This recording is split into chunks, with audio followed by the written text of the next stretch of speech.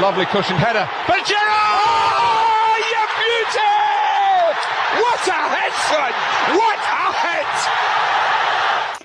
Yes, guys. Ho, ho, ho. Welcome back to Onto the Ball. We're here, me and Obi, as always, for the Liverpool podcast. West Ham United 0, Liverpool 5. 5-star Reds go 8 points clear on the quest for their 20th league title. Today couldn't have gone any better. In fact, the whole Christmas couldn't have gone better, Obi, with Chelsea not only dropping points, but actually losing. We're 9. I mean, let's just disregard Forest, if you will, if you allow me. We're 9 points clear of Arsenal and co on the same amount of games. I know they both play tomorrow, but we're actually both played 18 at the minute. We're 9 points clear, almost at the halfway stage. Man United up next, but we're here for the next 20 to 25 minutes just to talk about the purring Reds, who were absolutely rampant today. Mo Salah, we're going to get into it. He's man of the match, 2 assists, a goal, and he probably didn't have that great a game. He should have scored 3 or 4. How many chances did he skew? How many chances did he miss? We're going to get right into it. But first of all, Obi, how are you and how's your Christmas? Oh, it was absolutely brilliant, Scott, and made a lot better by the Reds being absolutely dominant over this period. How was your Christmas? Was it good? Yeah, it was good, mate. It was good. Obviously enjoyed all the football. Couldn't wait to get to Boxing Day, as you do. Christmas Day is all about the kids, and then we get to Boxing Day for all the footy. But yeah, I mean, it's been great. The Leicester game, I don't know if we want to touch on that, the 3-1 win. It was a bit routine. Leicester, for me, are the worst team in the league. I know Southampton are down the bottom, and I think they've only got 5 points, is it? Yeah. So that seems a bit silly, but we've played them in a hard-fought win against them at St Mary's and in the League Cup. They give us a good game. They're a good side. Leicester are absolutely tragic. They went 1-0 up, and then we obviously managed to turn it around and win 3-1. But then it set it up today. We kind of pigeonholed these 4 fixtures, didn't we? Saying if we can win them, and I'm sure Dunny in our Liverpool group chat said 9 points from them, 12. We've beat, obviously, Leicester. We've beat West Ham. We've got Man U now on the 4th of December, next Sunday, which is, again, it's important. We've got a whole week's rest now, which in this usually chaotic Christmas period where you're playing every 3 or 4 days, it's a nice break now, having that rest to prepare for a home game against Man United. Who did we beat before Leicester? Who was the 4 games? I can't even remember. Leicester was at home. It was an away game. We just keep winning, don't we? We just keep winning football games. I mean, the thing is that it's important just to manage the period. It's important to manage the game time of the players. And for me, Spurs. Sorry to interrupt you, Obi. Yeah, but Spurs away. That was it. So it's only Spurs, isn't it? You know. Yeah. It's only Spurs. Only Spursy. Yeah. It just shows the quality that we have in the team. I'd probably say we've got 16 first-team players and we can play about with it a little bit. And that gives us the options of when we're absolutely smashing someone like West Ham today, we're bringing off 2 players that we know have got suspensions or 1 yellow card away from a suspension to make sure that they're ready for the Man United game. I'd almost say as well that I don't know whether it'd been worthwhile just letting them both get yellow cards because we'll smash United anyway. You know what I mean? In that type of form, we should have just used it against mediocre opponents and gone, right, okay, we'll take it with Grav and Gakpo, move you out of the Man United game, and then we'll concentrate on the bigger games ahead of the season.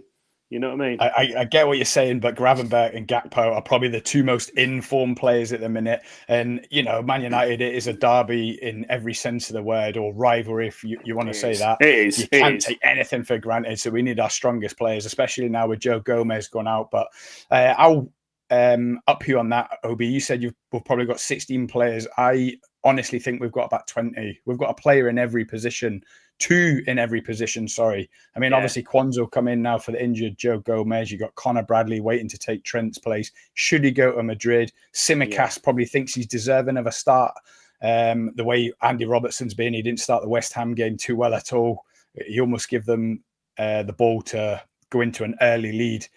Yeah. I'm really feeling for Robertson now. It's horrible to see a player that you care about so much, that you've loved for the last 7 or 8 years, but I'm starting to think it might be the decline of Robertson. Is it confidence, do you think? Do you think it's getting to his head? I don't know, mate. It's an interesting He one, just doesn't isn't look assured with every touch like he used to.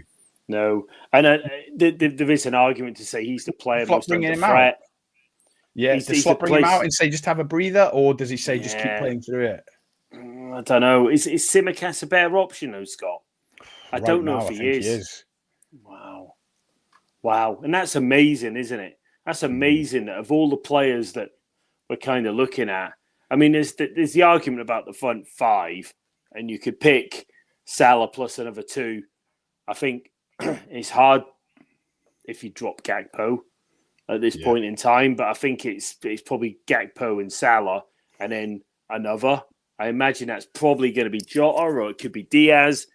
Doesn't really matter, does it? Because you'll bring the other one on with 20, 25 minutes to go and change your game anyway. So I don't think he can even leave Diaz out with a minute, do you? He's good for a goal every game, and he's kind of... Remember when Diaz first came to the club? And he was so good. Yeah. We had to move Mane into the centre. Yeah, it's a little bit like that with Gakpo. So, I mean, Diaz is good for a goal pretty much any game whenever you need it. He seems to really thrive in the centre. Yeah. I mean, it's a great problem to have, but then we're all a massive Jota fan.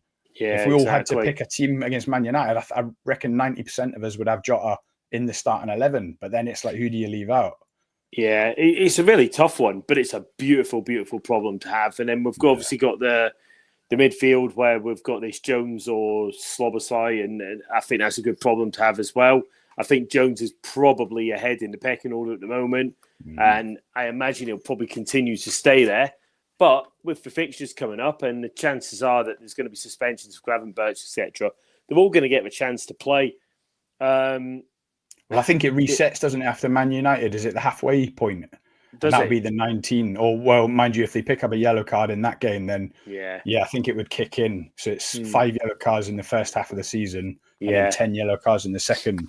But either way, if we beat Man United and they take a yellow card, we'll take that all day long anyway. Absolutely. I don't mind them taking yellow cards in any game, if I'm being honest. If it's done in the right circumstances and you get a suspension, you get a suspension. But part of the game is now making sure you break up attacks, and that tactical fouling becomes part of the game, doesn't it? Absolutely. I mean, let's just go through the goals. If you can remember them all, there's 5 to remember.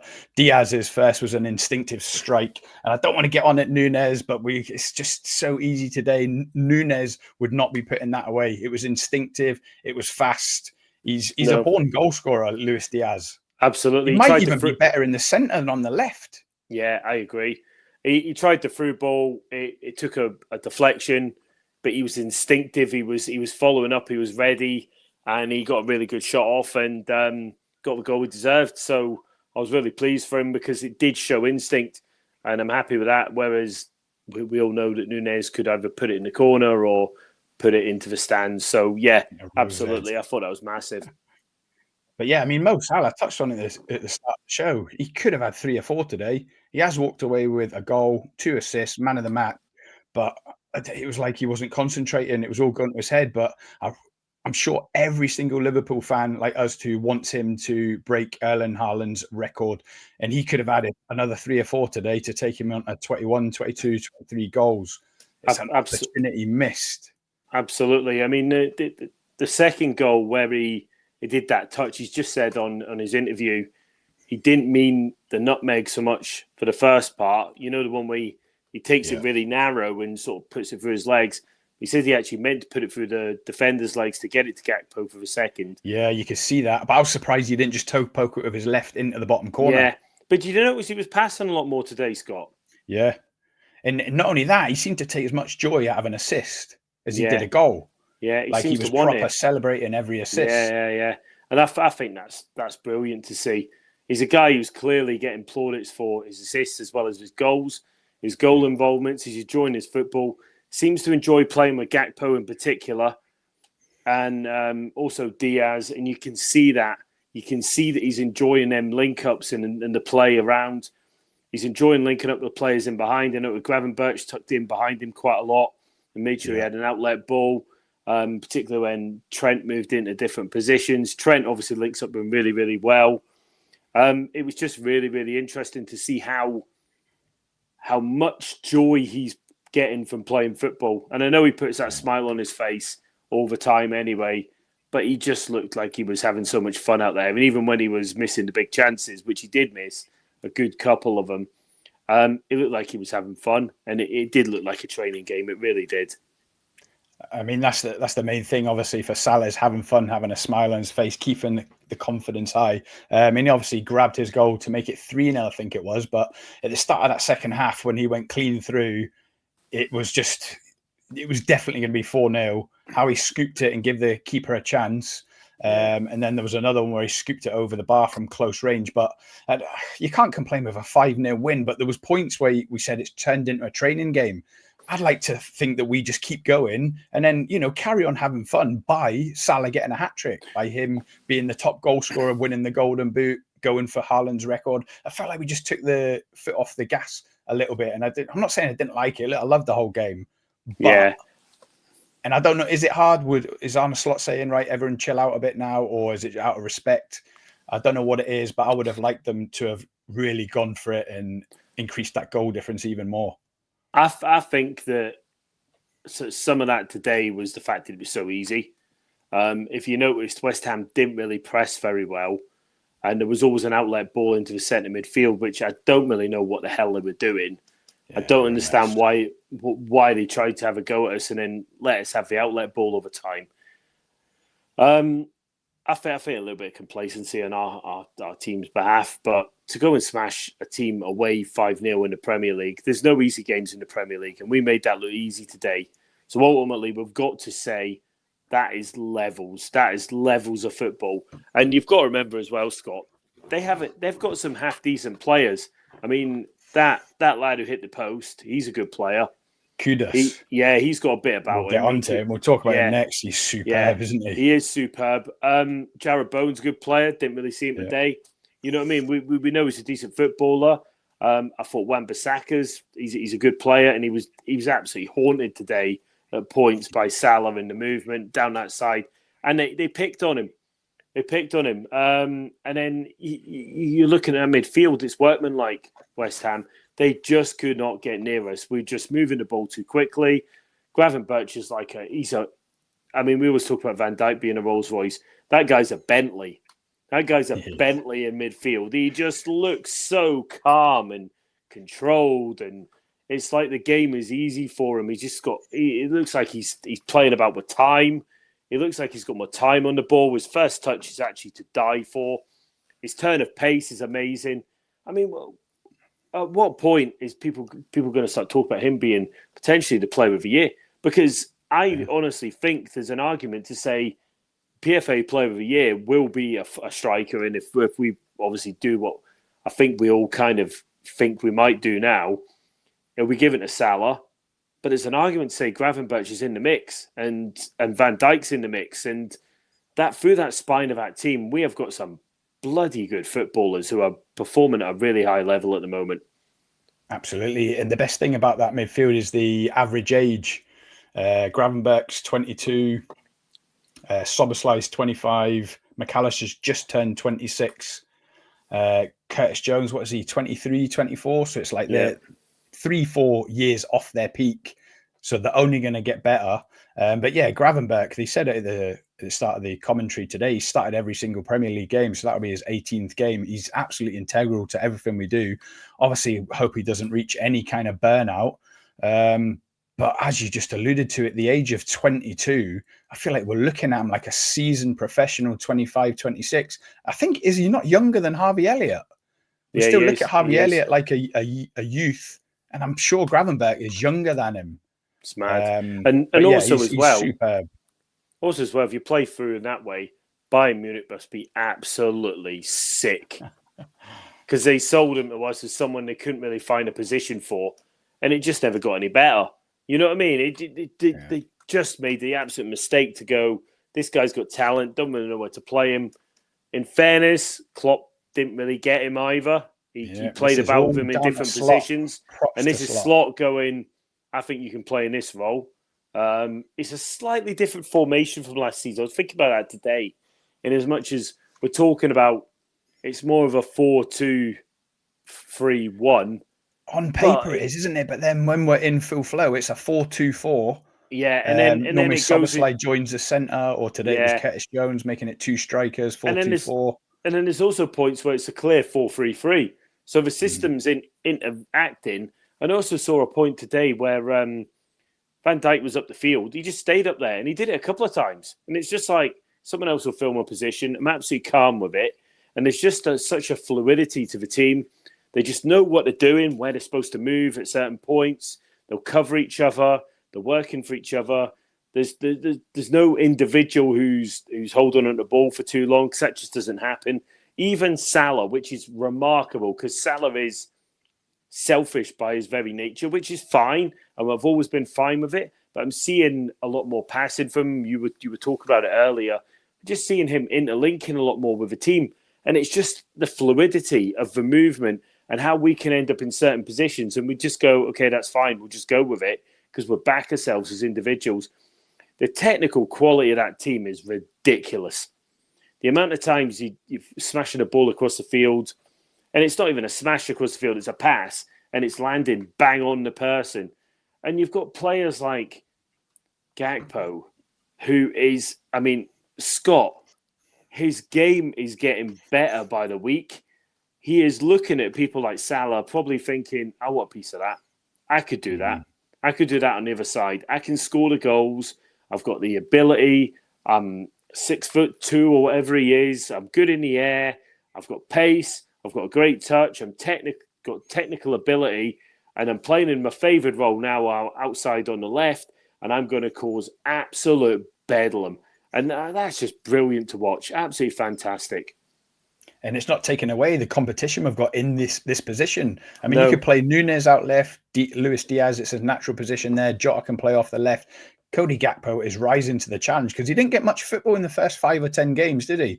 I'm not saying he was seen as the odd man out in Klopp's Slot's favoured starting 11, but he had to bide his time and be patient. Went away to a couple of international breaks. I'm sure he got a couple of goals, boosted his confidence, and now, in the last 5 or 10 games, he's in pretty much every starting 11. I thought he'd have got rested today. I thought he would have went Luis Diaz on the left and Jota down the centre, purely because Diaz was rested against Leicester, wasn't he? He didn't even come off the bench. And I thought that might be indicative of what he's thinking, but he still played Gakpo. He's got his goal again. Just look, it's 5 different scorers today, isn't it?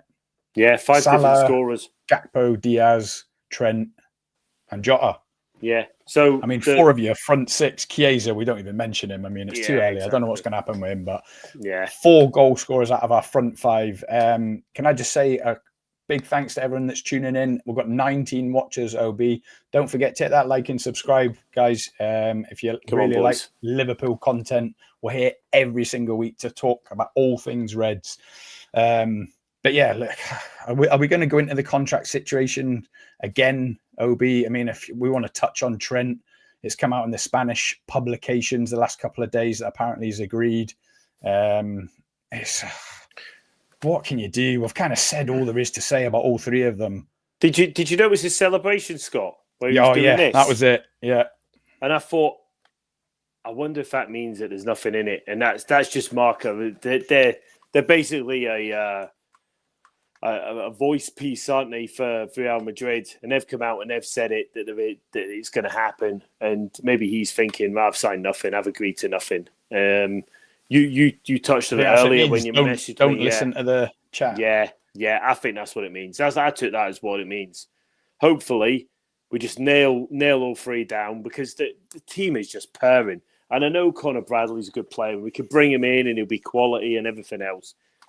But let's just hold on to these players. Let's just hold on to these players for another few weeks. You know what I mean? Or let's just see them through at the end of the season, and let's just get them over the line, get them in for another couple of years, maybe a 5-year with Trent or whatever, and let's just nail it down, and let's just kick on from here, because there's some team. They really are.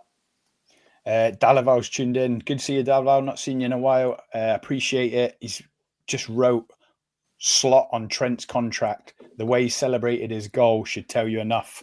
That is a really good point. Trent would look a little bit disingenuous now if he signs a pre-contract agreement with Real Madrid. He's basically telling us all not to listen to the nonsense, not to listen to the rumours. So, yeah, if anything, that is a massive, massive plus towards us. It is. It's a bit of carpet banging, isn't it? Basically, with Real Madrid trying to unsettle him, I think, via their publications. So let's just hope that we do what we need to do and just nail all three of them down. Go, right, okay, these are the new contracts. Bang, bang, bang. Happy New Year. We kick on, win the league by a load of points, and everybody's happy. And then we've got 2 years to look about to start trying somehow to replace Van Dijk and Salah, and then we'll have Trent hopefully in a 5-year. Because that's the ideal situation, isn't it? Ultimately, if we can hold down all three, and if it takes a bit more in wages, it's still cheaper than signing someone for 80, 90, 100 million, surely. And they'll still want a wedge as well, won't they? So let's say Salah wants 300, these 80, 90 million pound signings would want 150 at least. Yeah, exactly. So, yeah, I mean, can we say any more about Salah? He's indispensable. He's getting talked about as Ballon d'Or contender at the very least. PFA Player of the Year for this season, if we keep going the way he's going, maybe taking Haaland's record. Everyone says pay Mo his dough. It's probably the biggest no-brainer you could ever come across as a club, surely. Yeah. And we've had players that have showed individual brilliance in recent times. We have, and we all know Suarez, Gerrard, etc. But Salah's numbers indicate to me he is the most effective footballer since prime Ian Rush.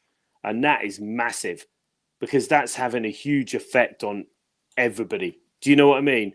Because ultimately, the numbers that he's returning are making us win football games over and over and over again.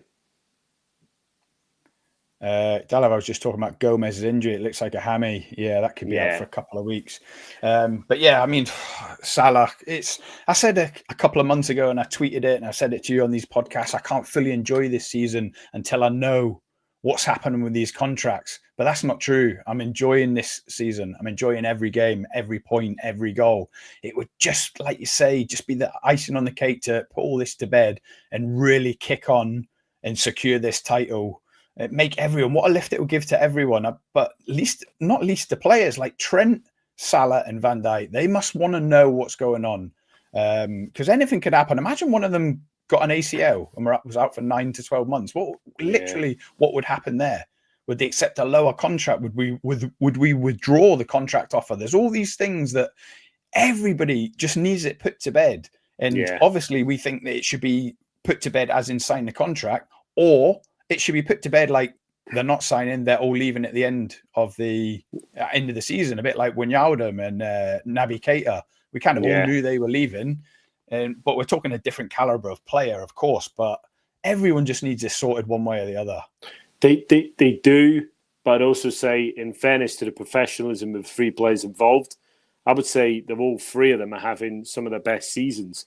This has got to be up there amongst Trent's best season. I think attacking and defensively, probably his best defensively, I would say, Scott, because he looked really accomplished. Talk about him defensively anymore, do we? No. He's England's established right back now. Exactly. It's not even a just debate anymore, the way Kyle Walker's fell off. Yeah, Van Dijk has been absolutely immense, and it doesn't matter whether it's Gomez, Konate, or now Kwanzaa next to him. He just looks assured. He looks like a natural leader. He's leading the team. He controls the pace. If anyone starts running through him, he matches them pace-wise. He's got everything. Just got everything. His position, his touch, his playing out from the back. He's the best defender in the world, and it's not even close. People talk about Saliba. That isn't even a conversation. That's a ridiculous statement. Anyone thinking Saliba's anywhere near him. And Mo Salah is probably, at this point in time, the best footballer in the world. And I know that's a big statement, but he is. And the numbers show that it's true. And whether that people go, well, that's efficiency. It doesn't matter because he's scoring so much and creating so much. that Liverpool are absolutely cruising everything. And them numbers cannot be denied. And it's just his ability. And I know he's missing the odd chance, but he always has. He always has. But the fact he's getting himself in these positions, the fact he's creating so much for his teammates, just makes him indispensable. Indispensable in my view. It's how easy he makes everything look, isn't it, OB? I mean, Man United fans must be looking at him and think, why can't Anthony do half as much as Salah? But they can't even do 10% of what Salah does. He makes everything look so easy. Every time the ball's out there to the left, it's a goal-scoring opportunity. It's an assist. It's a potential goal. It's a great move. It's structured play. Like, he just makes everything look so easy. But moving on to players that get mentioned in the ilk of Salah, let's talk about Saka. Because Arsenal are realistic title challengers now. Chelsea, I think, are going to fall off. They lost against Fulham at home a couple of days ago. They both play tomorrow, but Saka's injury, it's a huge plus for us as Liverpool supporters going for this title. But not only that, just talking about Saka versus Salah, Saka's best season is on par with Salah's worst in terms of goals and assists. I mean, what does that tell you? Because they say that Saka's the best player in the league. Do you know, in all competitions, I just saw it come up on the screen about 15 minutes ago, that Salah's worst season at Liverpool in all competitions was the 1920 season, the season won the league, where he scored 23 goals. Salah is on 20 in all competitions now. And we're sitting on, what is it, the 28th, 29th of December? It's got to be more than that, isn't it? He's got 18 just in the league, hasn't he? No, I think it's 20 in all competitions. So he's basically sitting 3 goals off his worst full season, but no season is he dipped below this.